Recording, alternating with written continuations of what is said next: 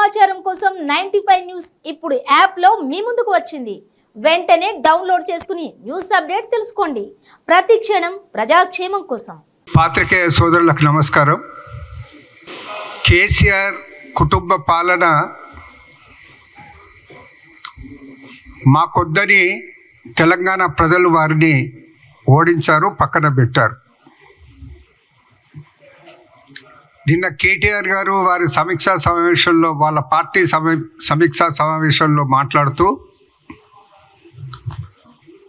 కొందరు సిట్టింగులను మారిస్తే బాగుండేది అని వ్యాఖ్యానించాడు.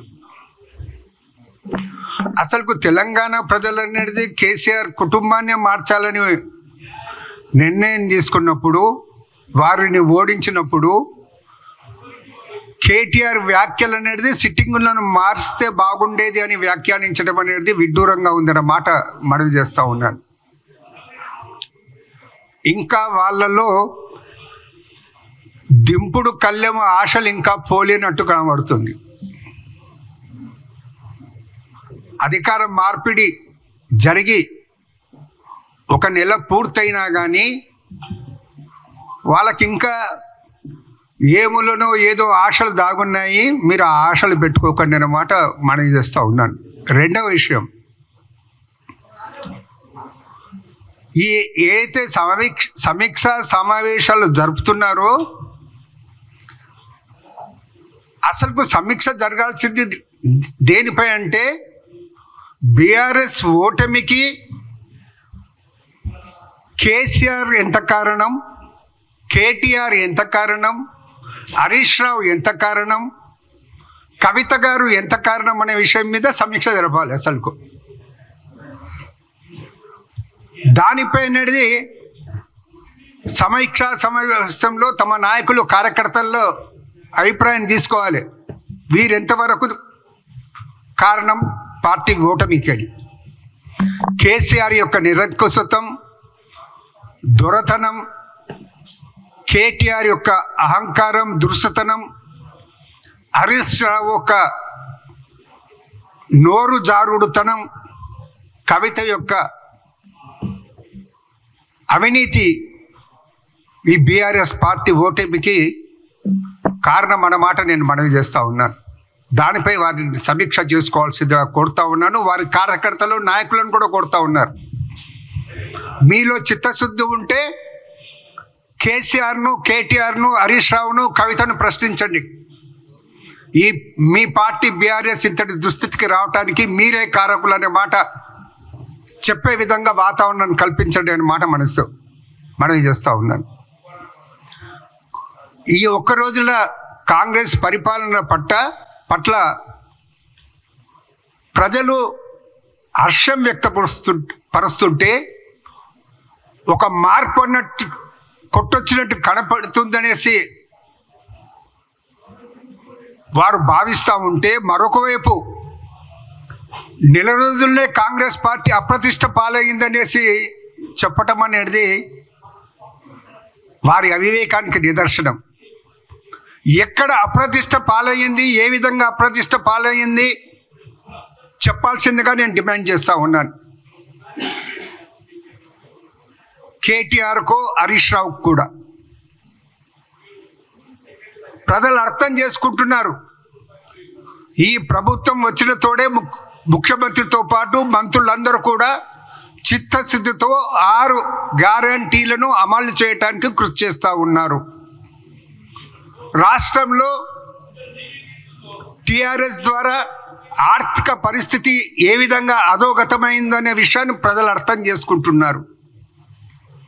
దాని నుంచి బయటపడి గ్యారంటీలను అమలు చేసే ప్రయత్నం ఈ ప్రభుత్వం చేస్తుందని ప్రజలు గమనిస్తున్నారు. కానీ ఇది ముంగుడు పడకుండా వాళ్ళు అప్రతిష్ట పాలవుతుందనేసి ఏదో దుష్ప్రచారం చేసే ప్రయత్నం చేస్తూ ఉన్నారో దానిని ప్రజలే తిప్పికొడతారన్నమాట మనవి చేస్తూ ఉన్నాను. ఇంకొక విషయాన్ని కూడా మీ దృష్టికి తీసుకొస్తా ఉన్నాను. నిన్న వాళ్ళు మాట్లాడుతూ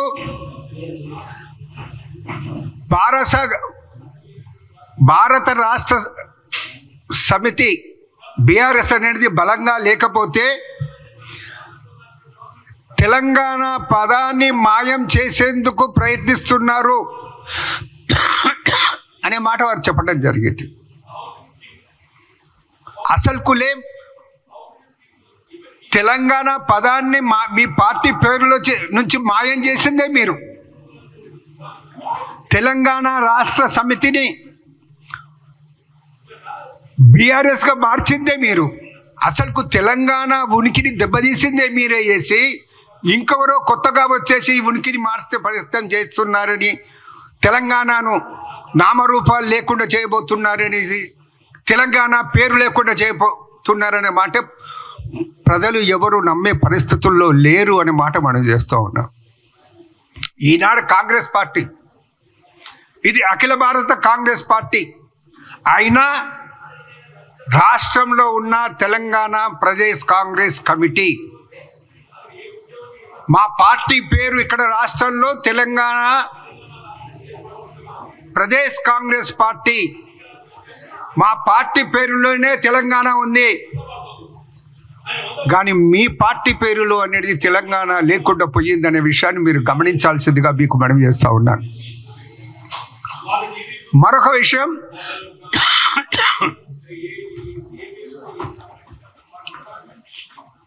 ముఖ్యమంత్రి గారు ఒక పత్రికకు ఇంటర్వ్యూలో ఇస్తూ మొన్న చెప్పింది ఏమిటంటే, జిల్లాల విభజన సరిగా జరగలేదు. ఒక సుప్రీంకోర్టు రిటైర్డ్ జడ్జితోనో హైకోర్టు రిటైర్డ్ జడ్జితోనే ఒక కమిషన్ ఏర్పాటు చేసి శాస్త్రీయ పద్ధతిలో రాజకీయాలకు తావు లేకుండా